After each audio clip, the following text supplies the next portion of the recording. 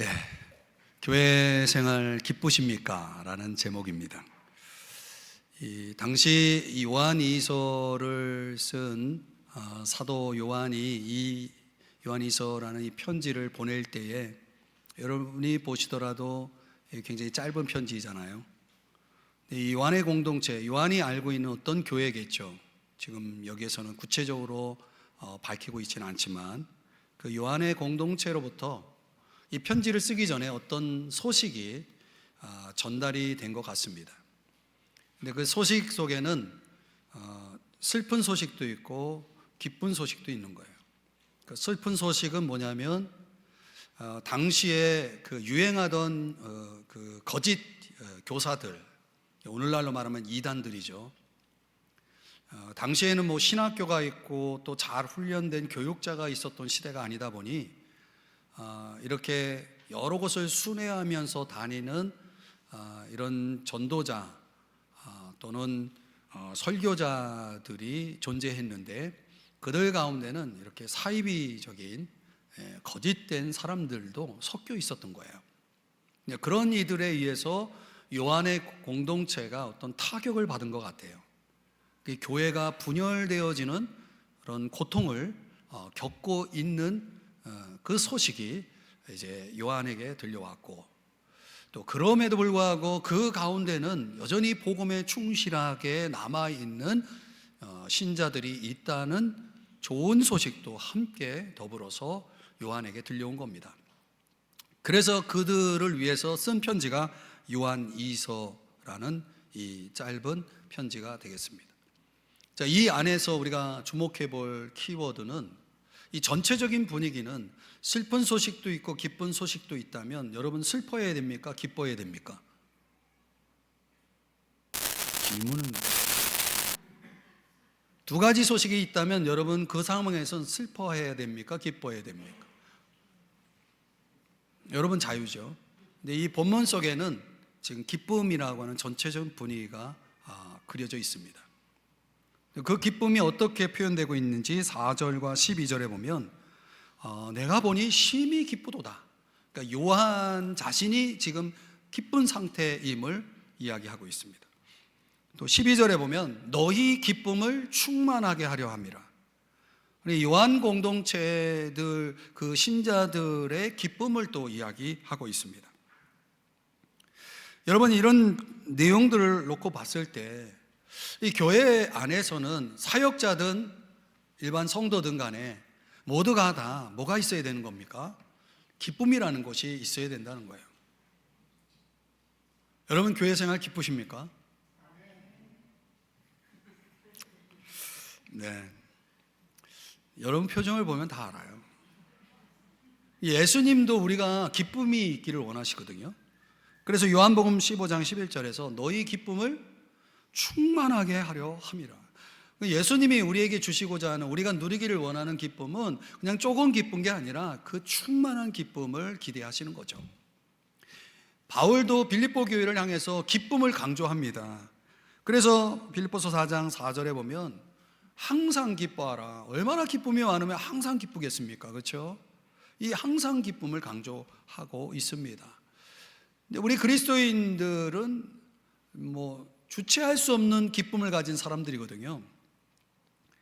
왜 그렇습니까? 왜 우리는 그렇게 기쁠 수밖에 없는 겁니까? 우리가 우리 죄를 용서받고, 그죠? 하늘에 계신 우리 아버지가 하나님이시라고 말씀하잖아요. 그 하나님 아버지께서 우리를 뭐하고 계세요? 지켜주고 계시고 돌봐주고 계시잖아요. 그래서 성경은 아무것도 염려하지 말라. 하늘에 계신 너희 아버지가 너희에게 있어야 할 걸 다 하신다라고까지 그렇게 말씀을 하고 계시지 않습니까? 거기에다가 우리가 이 생이 끝나면 어디 갑니까? 제주도 갑니까? 이 생이 끝나면 어디 갑니까? 우리를 기다리고 있는 집이 있다는 거예요. 여러분, 우리가 이런 걸 놓고 보면 어떻게 우리가 기뻐하지 할 수가 있겠습니까? 여러분, 우리가 상황을 가지고 기뻐한다 그러면 우리 기쁨은 종종 사라질 거예요. 그럼 오늘 주 안에서 항상 기뻐하라고 하는 이 말씀 속에는 상황을 뛰어넘는 기쁨을 얘기하고 있는 거죠. 그러니까 기쁨이라고 하는 것은 우리 그리스도인들이 누리는 독특한 특권이에요. 구원받고 용서받아서 하나님의 자녀가 되었다는 이 사실만으로도 우리는 이 기쁨의 근원, 그 원천을 가지고 있는 사람들이거든요. 마땅히 기뻐해야 되는데 어떤 분들은 마치 기쁨을 잃어버린 사람처럼 신앙생활 하시는 그리스도인들이 있어요. 종종 있어요. 여러분은 어떤 쪽에 속합니까? 자, 오늘 진단 질문은 뭐냐면, 기쁨을 잃어버렸다면 그걸 다시 회복해야 되겠죠. 어떻게 하면 우리가 다시 그 기쁨을 찾아올 수 있을까? 교회 생활의 기쁨의 비밀은 어디에 있는 것일까? 교회 생활은 정말 기쁠 수 있는 걸까? 있습니다. 세 가지가 갖추어지면 있습니다. 첫 번째는 진리를 알아야 됩니다. 교회 생활의 기쁨의 가장 기본이 뭐냐면 진리를 아는 데서 온다는 거예요. 자, 오늘 본문 1절과 4절에 보면 이 표현이 나옵니다. 진리를 아는 모든 자. 4절에 보면 진리를 행하는 자. 그래서 결과가 어떻다? 심히 기쁘도다. 근데 이 기쁨을 어디에 연결하냐면 진리에다가 연결을 하고 있는 겁니다. 그럼 우리가 기쁨이 있다면 뭐가 있다는 겁니다. 진리가 있다는 거죠. 그럼 진리가 뭐냐라고 말할 때 그 진리는 알레데이아라고 하는 단어인데 문자적으로는 사실, 팩트, 리얼리티, 실체 이렇게 이제 해석을 할 수 있지만 일반적으로 세상 사람들이 생각하는 진리는 뭡니까? 자기 기호예요. 자기가 좋아하는 게 진리예요. 당신의 진리는 당신의 진리고 나의 진리는 나의 진리라고 생각하는 시대에 우리가 살고 있어요. 이걸 우리는 포스트 모더니즘의 특징이라고 말하죠. 절대성이 없고 상대성을 가지고 자기 기호에 따라서 자기가 옳다라고 하면 그게 진리다라고 생각하고 살아가는 사람들 속에 우리가 있습니다. 그러나 성경은 어떻게 말합니까? 성경은 절대자 하나님이 존재하실 뿐만 아니라 그 하나님만이 다른 모든 것을 판단할 수 있는 궁극의 기준이다라고 성경은 가르치거든요. 그러니까 하나님 안에서만 진리가 있는데 다 진리라고 한다면 도대체 뭐가 진리란 말입니까? 성경에서 진리를 얘기할 때는 크게 두 가지로 요약을 하는데 객관적인 진리와 주관적인 진리가 있습니다. 객관적인 진리는 요한복음 14장 6절에 보면은 이렇게 말씀하죠. 내가 곧 길이요 진리요. 여러분이 잘 아시는 말씀이죠. 인격이신 예수 그리스도가 진리라고 말하고 있어요. 또 요한복음 17장 17절에서는 하나님의 말씀, 아버지의 말씀은 진리다, 말씀이 진리다라고 성경이 또 말합니다.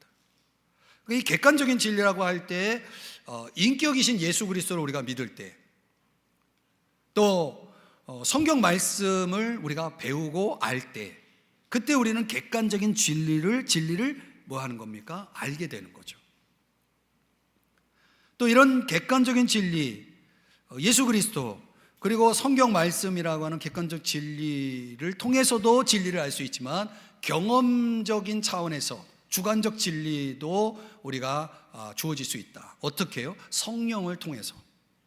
요한복음 14장에 보면은 성령을 가리켜서 진리의 영이다 이렇게 소개를 합니다.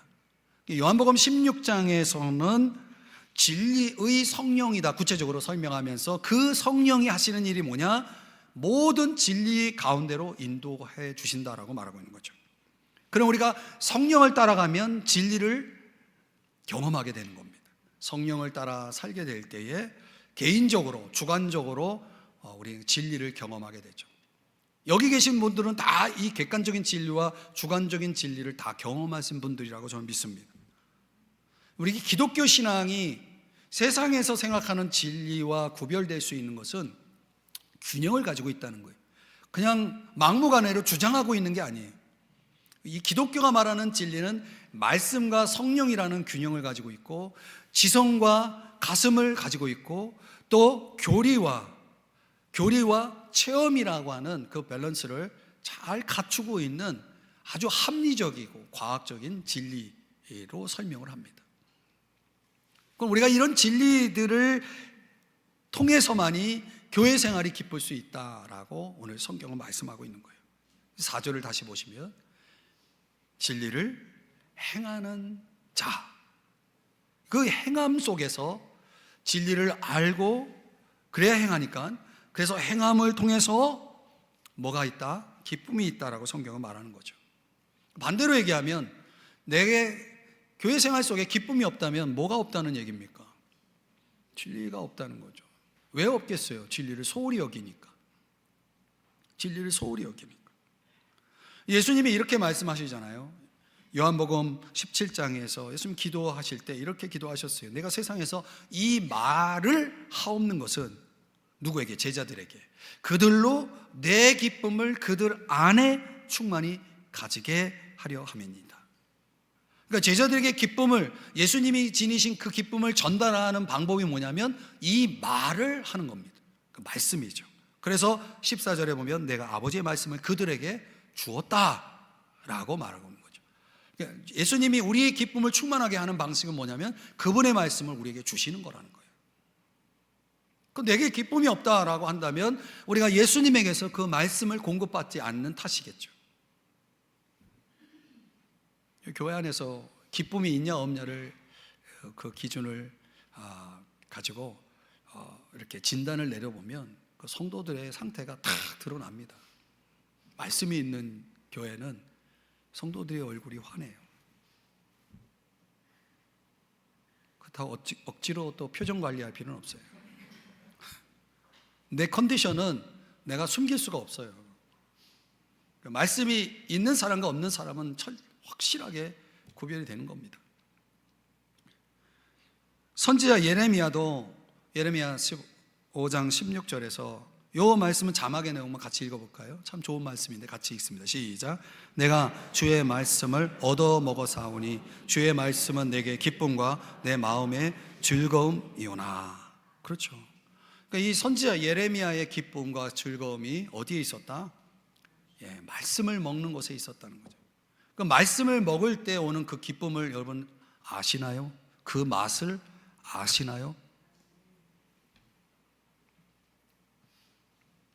정말 송이꿀보다 꿀송이보다 더 달고 오묘한 그 말씀을, 그 맛을 아는 사람들은 내 매일에 먹는 일용할 양식보다 더 그 말씀을 사모하고 추구합니다.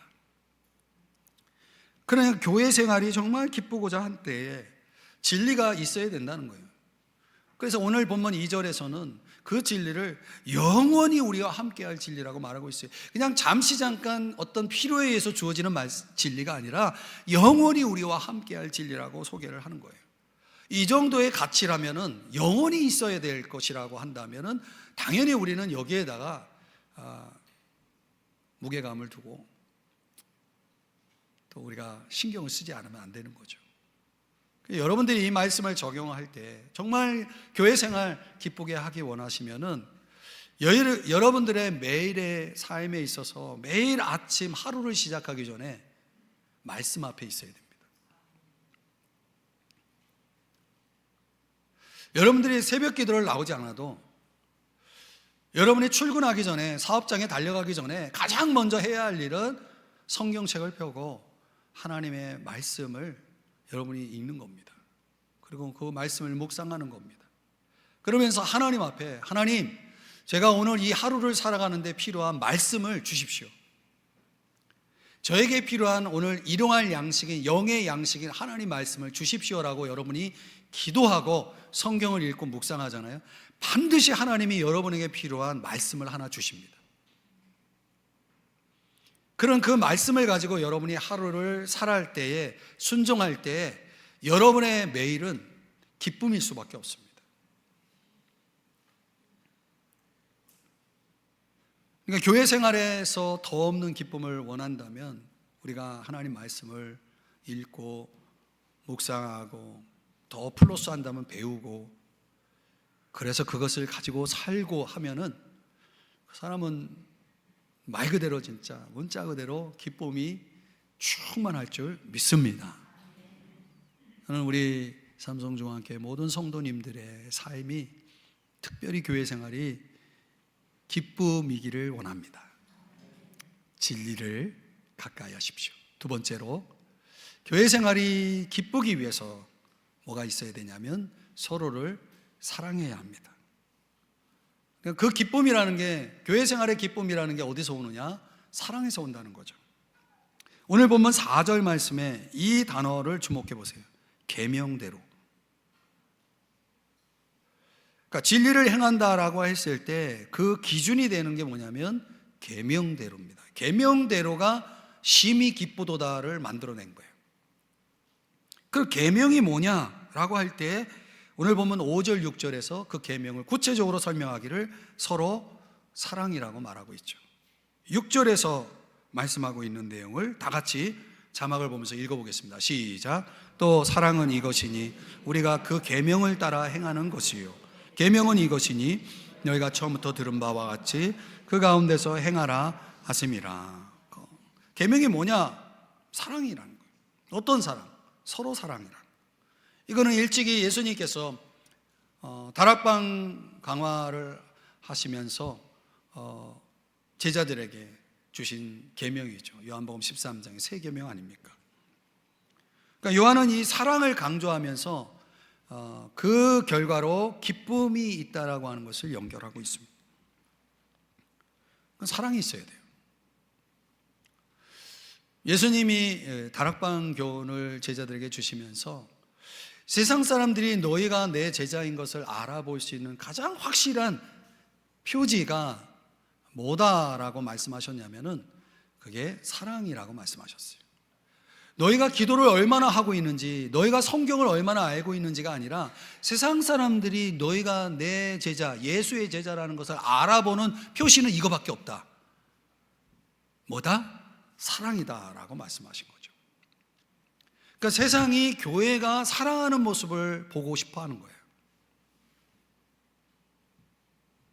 왜? 세상은 그런 사랑이 없으니까. 그런데 교회가 사랑하지 않고 서로 싸우고 분열되고 이런 모습을 보면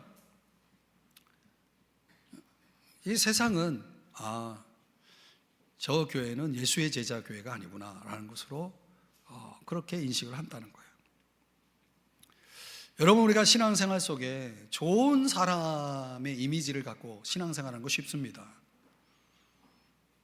여러분이 여러분의 모습을 잘 드러내지 않고 그냥 교회만 열심히 다녀봐요. 그 좋은 사람으로 다 이미지가 이렇게 매김되잖아요. 또 내가 좋은 영성을 가지고 있다는 것도, 그 영성을 유지하는 것도 내가 예배 충실히 드리고 기도도 열심히 하고 그러면 저 사람 참 좋다, 이렇게 그런 이미지를 갖게 만들 수 있습니다. 그런 거 참 쉽습니다. 근데 교회 생활 가운데 내가 싫은 사람이 있을 때 그러면 참 쉽지 않습니다. 근데 이 교회 공동체가 내가 원해서 이렇게 왔지만은 사실 이 교회 공동체 안의 구성원들 가운데 100이면 100이 다 나의 사랑 속에 들어올 수가 없어요. 세상에 그런 곳은 없습니다.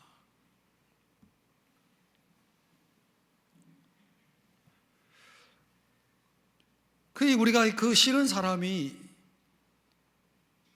몇 사람 있을 때 한 사람이라도 있다면 교회 생활이 안 기쁜 거예요. 이상해요. 99명이 너무 사랑스러워도 싫은 사람이 한 명이 거기 섞여 있으면 싫은 거예요. 기쁘지 않은 거예요. 모나리자 법칙에 의하면은 기뻐해야 되거든요. 99 때문에. 근데 그게 기쁨이 안 되는 이유가 뭘지 모르겠어요. 그래서 우리가 하나님의 도움이 필요한 거예요. 오늘 본문 3절의 말씀에 다 같이 자막을 보면서 읽어볼까요? 시작. 은혜와 긍휼과 평강이 하나님 아버지와 아버지의 아들 예수 그리스도께로부터 진리와 사랑 가운데서 우리와 함께 있으리라. 아멘. 그 사랑 가운데 우리와 함께 있어야 될 게 뭐가 있어야 되냐면 은혜가 있어야 되고 긍휼이 있어야 되고 평강이 있어야 된다는 거예요. 근데 이 세 가지는 우리가 구원받을 때 체험되어지는 거거든요. 저와 여러분이 구원받을 때 하나님이 선물로 주시는 세 가지가 이거예요. 은혜가 뭡니까?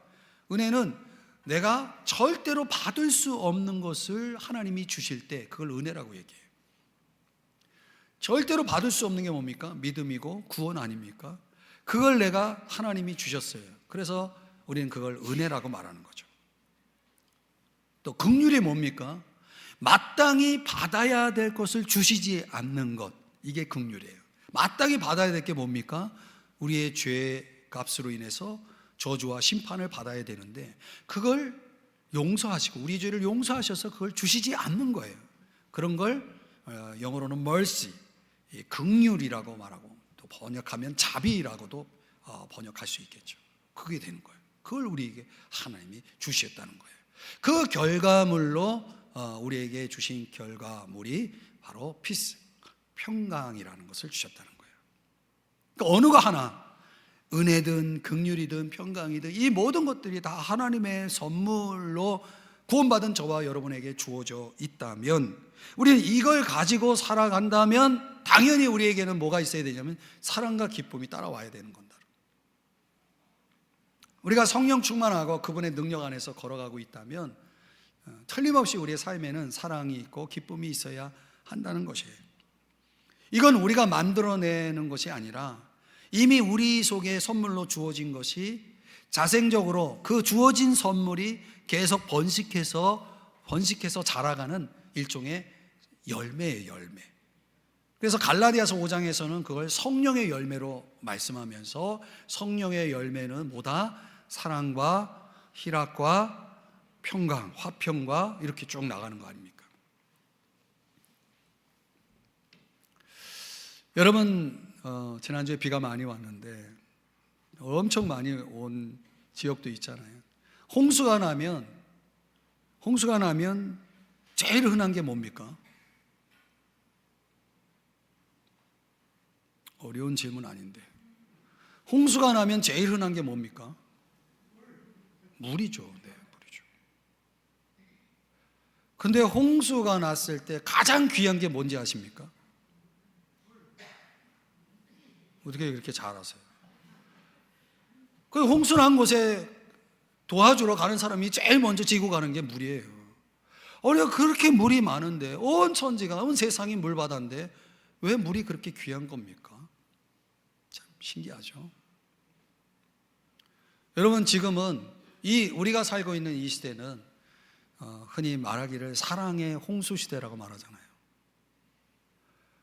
여러분, 우리가 보는 드라마, 영화, 노래, 어떤 문화 콘텐츠들 간에 사랑을 주제로 하지 않는 게 없어요. 거의 다 여러분, 서점에 가가지고 가장 흔하게 접할 수 있는 그 장르가 다 사랑과 같은 관련된 것들이거든요. 그만큼 사랑의 홍수 시대에 우리가 살고 있어요.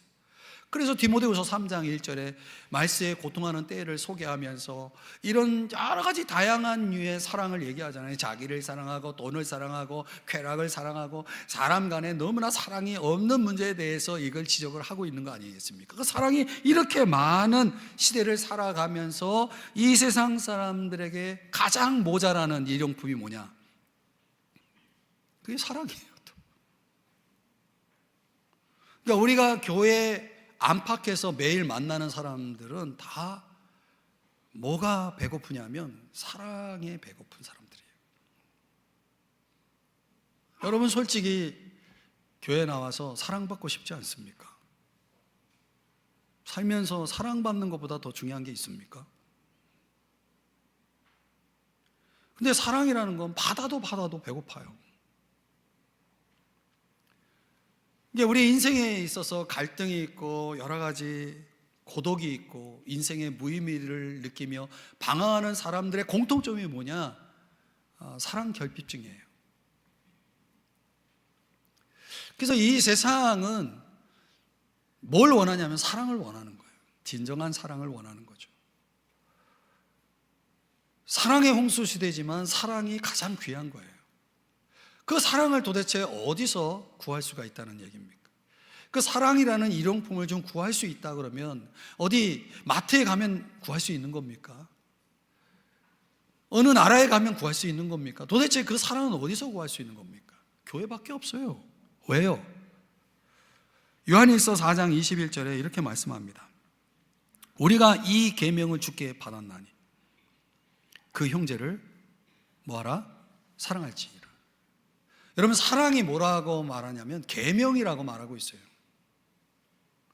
계명이라고 하는 것은 명령이라는 뜻이에요. 커맨먼트, 명령이에요. 명령. 이 명령은 이렇게 해줬으면 좋겠다라고 하는 일종의 권유나 어떤 부탁, 요구가 아니에요. 이건 반드시 해야 된다는 거예요. 그럼 이건 순종을 요구하는 거거든요. 순종이라고 하는 것은 뭐예요? 내 감정의 컨디션에 상관없습니다. 내가 감정적으로 사랑하고 싶지 않아도 뭐예요? 계명이기 때문에 어떻게 해야 돼요? 의적인 결단을 가지고 내가 사랑해야 되는 거예요. 내가 사랑하고 싶지 않은 사람도 의적인 결단 속에서 사랑해야 되는 거예요. 그게 순종이에요. 그건 외식이 아니에요. 내가 사랑하고 싶지 않은 사람을 내가 사랑한다고 해서 그걸 외식이라고 말할 사람 없어요. 성경은 그걸 순종이라고 말하고 있는 거예요. 여러분, 우리가 진정 하나님의 자녀입니까? 하나님의 자녀라면 당연히 하나님 말씀대로 살고자 하는 의식을 가지고 있어야 되겠죠. 근데 그분의 명령인데, 그분이 나에게 요구하는 것인데, 그러면 우리는 따라야 되지 않겠습니까? 근데 잘 안 되잖아요. 그래서 어떻게 해요? 하나님께 도움을 구해야죠. SOS를 보내야죠. 저는 이제 어제도 우리 남전도의 조창기도의 모임 속에서 참 깨달은 건데, 참 사람의 만남이라는 것이 참 신비다. 신비다. 이런 깨달음을 어제 우리 회원들과 같이 나누면서 느꼈어요. 이미 느낀 바이지만 다시 또 재차 그런 생각을 갖게 되었는데, 참 신기하지 않습니까, 여러분? 교회라고 하는 공동체 속에 와보니 여러 사람들이 와 있는 거예요. 나보다 먼저 와 있을 수도 있고 나중에 올 수도 있고, 그런 사람들이 왜 내 곁에 와 있냐는 거예요. 우리가 그런 사람들을 내가 오시오 해가지고 온 사람도 있겠죠. 한두 사람. 그럼 내 의지와 상관없이, 내 선택과 상관없이 누군가가 와 있는 거예요. 이게 뭐예요? 다 이게 하나님의 선물이에요. 이건 하나님이 하신 작품입니다. 그럼 하나님이 왜 그분을 내 곁에 두셨을까? 여러분, 부부지간도 그렇죠. 왜 그 배우자를 하나님이 내게 주셨을까? 물론 내 선택일 수도 있겠지만은 결과적으로는 하나님 작품이거든요. 너무 신기한 거예요. 근데 우리 교회에 오시는 분도 있고, 어떤 이유로 인해서 또 이사를 가서 다른 교회로 옮기시는 분들도 있고, 오고 가는 만남과 헤어짐, 이 수많은 흐름 속에서 하나님이 내 곁에 이분을 주신 목적이 뭐냐, 이렇게 생각해 보면 그거는 사랑하라고 주신 거예요. 그걸 명령하고 있기 때문에. 그러니까 우리는 내 어떤 감정의 어떤 상태와 상관없이 우리는 그분의 명령, 계명대로 우리가 의적인 결단을 가지고 순종할 수 있어야 돼요. 순종할 수 없다 그러면 기도해야 돼요. 하나님 앞에 도와달라고. 하나님, 내 곁에 선물로 주신 분들을 제가 사랑할 수 있도록 도와주세요. 그렇게 기도해야 됩니다. 내가 할 수 없기 때문에 도움을 구해야죠. 여러분이 만약 그렇게 기도하면 여러분 곁에 있는 분들을 누구라도 사랑할 수 있게 됩니다. 내 힘으로 하면 안 되지만 주님이 도와주시면 할 수 있습니다. 아멘. 여러분이 여러분 곁에 있는 자들을 여러분이 선택했다라고 생각하지 마세요. 하나님이 내게 보내주셨다라고 생각해 보세요. 자녀도 마찬가지예요. 자녀는 내가 낳았지만은 사실 그 자녀는 하나님이 내게 주신 선물이지, 내게 보내주신 선물이에요. 사랑하라고. 부족한 자녀도 있고 좀 똑똑한 자녀도 있을지 모르지만은 어떤 자녀이든 간에 그 자녀는 하나님이 내게 사랑하라고 보내주신 선물인 거예요. 그럼 우리는 그것을 통해서 그 사랑의 계명을 따라갈 때 어떻게 된다? 심히 기쁘도다. 이 기쁨을 가지고 살아갈 수 있게 된다는 거예요. 사랑하는 여러분, 서로 사랑하시기 바랍니다. 그러면 여러분이 이 교회 생활이 날마다 기쁨일 수 있습니다. 마지막으로 세 번째는 교회 생활이 기쁠 수 있을까? 만남을 가져야 됩니다. 정말 제가 어제 남전도의 조창기도에서 또 깨달은 바지만 만남은 참 중요하다. 왜? 우리가 기쁨을 누리는 통로이기 때문에 그렇다는 거죠. 자, 12절 말씀에 보면은 내가 너희에게 쓸 것이 많으나, 그러니까 가만히 보니까 요한이서는 한 장밖에 안 돼요. 한 장도 제대로 채워져 있는 한 장이 아니에요. 그러니까 이게 성경 한 권이에요. 66권 안에 한 권이 들어가 있는 거예요. 그럼 학자들이 이게 성경일 수 있느냐 해가지고 이걸 얼마나 많이 논쟁을 했는지 몰라요. 그래도 이게 성경 한 권이 된 거예요. 그러니까 여러분이 성경 한 권이 있는데 1분도 안 걸려요. 매일 한 권씩 읽을 수 있어요. 요한 이서만 읽으면. 그래, 왜 이렇게 됐느냐? 이유가 있어요. 내가 너에게 쓸 것이 많으나 종이와 먹으로 쓰기를 원하지 아니하고. 그 당시에는 소통의 수단이 종이였잖아요. 그 종이에다가 내가 내용을 많이 적어가지고 편지를 보내면 될 텐데 요한이 그거를 충족하지 않고 어떻게? 오히려 너희에게 가서 대면하여 말하려 하니. 종이에 쓰지 않고 내가 직접 가서 너에게 말을 해야 되겠다. 내가 너희들 만나야 되겠다. 이렇게 얘기를 하는 겁니다. 왜요? 이는 너희 기쁨을 충만하게 하기 위해서. 여기에 놀라운 비밀이 있어요. 요한이서는 뭐 설교할 내용도 사실 없어요. 그러나 제가 이 이서 안에서 정말 깊이 깨달은 것 가운데 요 단어 하나, 대면하여, 어떻게 가서, 이게 참 중요하다. 이게 있어야만이 기쁨이 충만해질 수 있다는 것을 성경이 우리에게 가르쳐 준다는 걸 깨달은 거예요. 그럼 왜 요한은 그렇게 가서 또 만나야 된다라고 주장을 하고 이걸 강조했느냐? 이게 7절 9절에 보면 당시에 미혹하는 자들이 많이 있었던 거예요. 그 미혹하는 자들은 9절에 보면 어떤 자들이냐면 그리스도의 교훈에서 지나쳐 있는 사람. 지나쳤다는 건 앞서 달려가다는 뜻이거든요. 이 문자적으로 보면 그리스도의 교훈, 그리스도께서 가르치신 교훈과 다른 교훈을 자꾸 강조하고 주장하는 그런 이들, 오늘날로 말하면 이런 사람들은 이단이라고 말하죠. 우리가 이런 사람들이 당시 교회를 흔들고 있었는데 이거 편지를 써가지고 그들을 도울 수 있는 그런 차원이 아니라고 생각한 거예요. 그런 사람들이 많다 보니 당시에는 여러분 이런 사람들이 많이 있을 수밖에 없는 것은 정식 신학교나 정식 어떤 교단 타이틀을 가지고 목회할 수 있는 환경이 아니거든요. 그러니까 어떤 은혜 받은 또 은사를 가진 사람들이 내가 성경교사요 하면서 여기저기를 돌아다니면서 순회하면서 교회를 섬기는 시대였어요. 그러다 보니 거기에 가짜들이 섞일 수밖에 없는 거죠. 그래서 그런 일들이 벌어진 거예요. 그러니까 이런 사람들은 오늘 본문 9절에 보면 다 하나님을 모시지 못하되, 이 말은 무슨 얘기냐면 하나님과 교제가 없는 사람들이다, 하나님이 없는 사람이다, 이런 거예요. 근데 이런 사람들이 찾아오잖아요. 그럼 우리 그리스도인은 어떠해야 되냐면 사랑이 있어야 되잖아요. 그럼 여러분이 누가 모르는 사람이 여러분 집에 방문했어요. 그럼 사랑이 있는 여러분은 어떻게 해야 돼? 이거 딱 보고 문 안 열어주면 되는 거죠. 당시에는요, 누가 문을 놓고 하면 문을 열어줄 거 아니에요. 열어볼 거 아니에요. 그건 내가 모르는 사람이에요. 그럼 문을 닫겠어요? 사랑이 있는데 들어와서 좀 식사라도 함께 하자. 우리나라에는 그런 정문화가 있는 거 아닙니까? 그렇게 했을 때 오늘 본문 8절, 10절, 11절에 보면 너희 일한 것을 잃지 말고 온전한 상을 우리가 잘 받아야 된다라고 스스로 삼가야 된다라고 말하면서 뭘 삼가야 되냐? 10절, 11절에서는 누구든지 잘못된 교훈을 가지고 들어오는 자들에 대해서는 집에 들이지도 말고 인사도 하지 말아라, 아예 상종을 하지 말아라, 이렇게까지 강경하게 얘기를 하고 있는 거예요. 그러니까 뭘 강조하는 거냐면 분별 있는 만남을 강조하고 있는 거죠.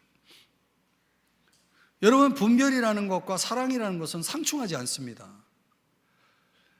기독교가 말하는 사랑이라는 건 모든 걸 사랑하라고 말하고 있지 않아요. 분별 있는 사랑을 하라고 말하고 있죠. 근데 이상하게 세상은요, 우리 기독교인들이 관대하다는 걸 잘 알아요. 그래서 그걸 이용해 먹어요. 그래서 제가 목사라는 신분을 알고 저를 이용해 먹는 사람들도 있어요. 씁쓸하죠. 괜히 얘기했다, 내가 목사라는 걸. 그럼 목사라는 신분을 밝히는 순간 나는 손해볼 걸 각오하고 해야 돼요. 이 기독교인들의 관대함을 세상이 이용할 때 이거 어디까지 내가 관대해야 되느냐. 여러분 사실 솔직히 신앙생활 하면서 그거 고민하지 않습니까? 믿는 사람이 사랑이 없다는 거, 이런 말 들으면 굉장히 막 아프잖아요. 막 어쩔 수 없이 막 그냥 아닌 것도 받아들여주고 막 이렇게 되는 이 문제가 사실 우리 신앙인들에게 있다는 거죠. 그 요한은 뭐라고 얘기하냐면 드리지도 말고 인사도 말라. 그게 사랑이라는 거예요. 그게 무슨 사랑? 분별 있는 사랑. 그래서 이런 사랑을 전해주고 그 교인들을 도와주려면 내가 편지를 써가지고는 뭐 100장짜리 편지를 보내도 소용없다. 내가 직접 가가지고 너희들을 만나가지고 내가 도와줘야 되겠다라는 거예요. 여러분, 편지가 미소를 대신할 수 있습니까? 여러분, 편지에다 미소를 담아서 보낼 수 있어요, 없어요?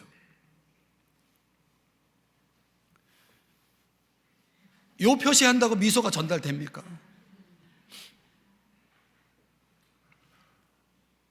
페이스 투 페이스가 굉장히 중요한 거예요. 그래서 그 사람의 반응을 보면서 내가 또 반응을 할 수 있는 거, 그 심경의 변화도 읽을 수 있고, 이 만남이라는 게 참 중요한 겁니다. 그 어제 조창기도 하면서 만나서 같이 이렇게 대화하면서 제가 몰랐던 걸 또 아니까 참 너무 좋더라고요. 너무 감사하고. 이런 것들이 뭐가 되는 거예요? 결국 기쁨이 되는 거죠.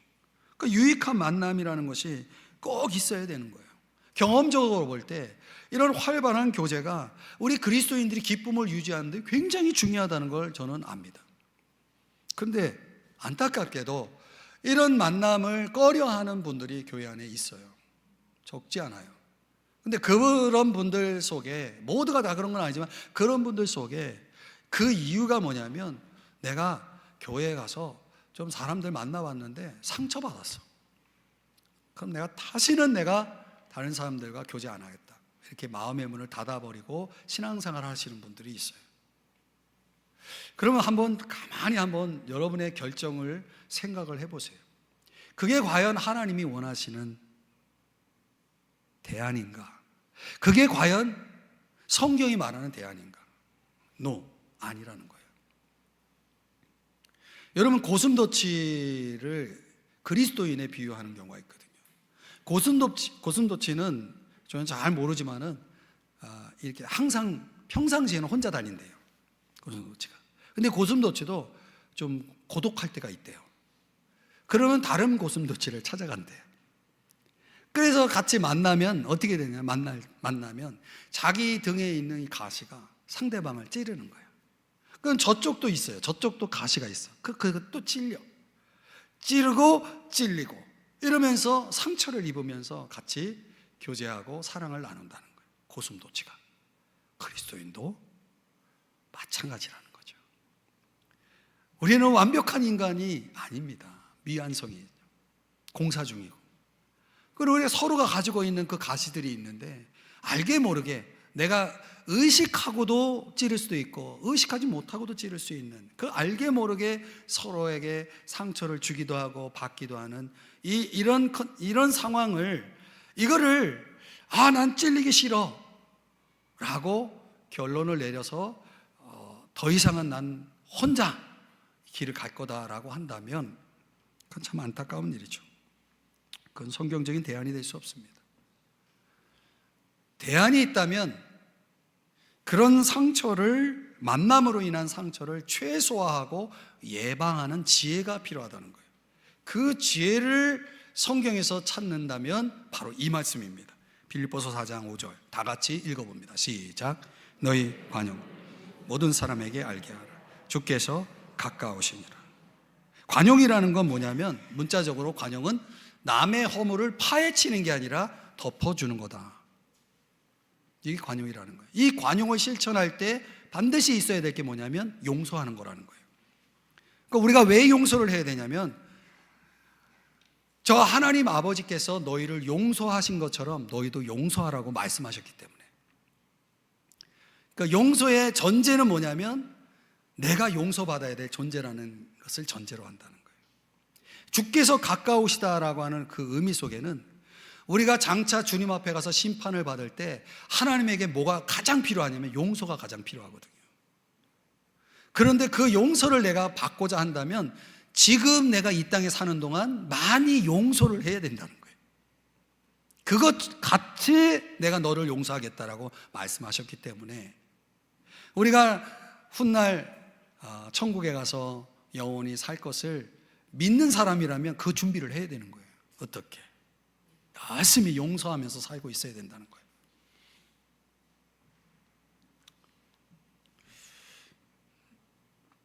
우리가 이 원리를 가지고 살려고 한다면